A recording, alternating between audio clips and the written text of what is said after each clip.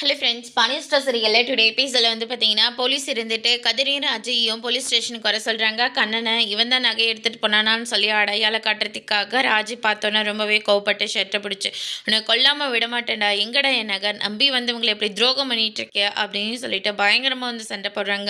அடுத்ததான் ராஜா சமாதானம், நாங்கள் அப்படியே ஓரமாக உட்காந்துக்கிறோம், நீ ஏதாச்சும் பண்ணிக்கோ, ஏதோ கண்டுபிடிச்சி தர சொன்னீங்க, கண்டுபிடிச்சி தந்தோம், அவ்வளோதான். இனிமேல் அவங்ககிட்ட 10 பைசா கூட தேராது. ஏதோ வீடு வாசல் சொத்து சுகம் ஏதாவது இருந்தால் விற்று அதுக்கான பணத்தை கொடுக்க சொல்கிறேன். அதே மாதிரி அந்த நகை எதுவுமே இவங்ககிட்ட இல்லை அப்படின்ற மாதிரி சொல்லிடுறாங்க. அடுத்தவங்க நகையை இப்படி செலவழித்து திரிஞ்சிட்ருக்கேன், உனக்கு அசிங்கமாக இல்லையா அப்படின்னு சொல்லிட்டு சண்டை போடுறாங்க. நீங்கள் என்னவோ நீ இந்த பொண்ணை விரும்பினதாகவும் இவனை இந்த பொண்ணை கூட்டிகிட்டு வர சொன்ன நகை அடிச்சுட்டு போயிட்டான்னு வேறு சொல்கிறீங்க.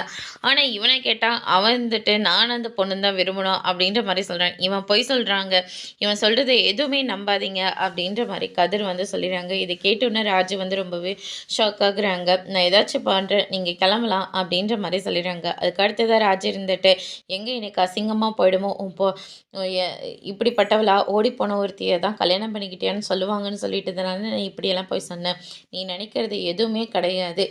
நீ ஊருக்கு தானே புருஷன் பொண்டாட்டின்னு சொன்ன, ஊருக்கு முன்னாடி என் பொண்டாட்டி தலை குனிஞ்சு நடக்கிறத என்னால் பார்க்க முடியாது அப்படின்ற மாதிரி கதிர் சொல்லிடுறாங்க. இது கேட்டோன்னே ராஜு ரொம்பவே சந்தோஷப்படுறாங்க. அடுத்த நாள் காலையில் ராஜு மீனக்கிட்ட எல்லா விஷயத்தையும் சொல்கிறாங்க. ஓ, இதை நினச்சி நைட்டு ஃபுல்லாக தூங்காமல் இருந்திருப்ப போல இருக்குது, இதை சொன்னால் அத்தை ரொம்பவே சந்தோஷப்படுவாங்களே அப்படின்ற மாதிரி சொல்லிட்டு இருக்காங்க. அப்போ திடீர்னு போலீஸ் நின்றுன்னா கதிர் எங்கன்னு சொல்லிட்டு விசாரிக்கிறாங்க.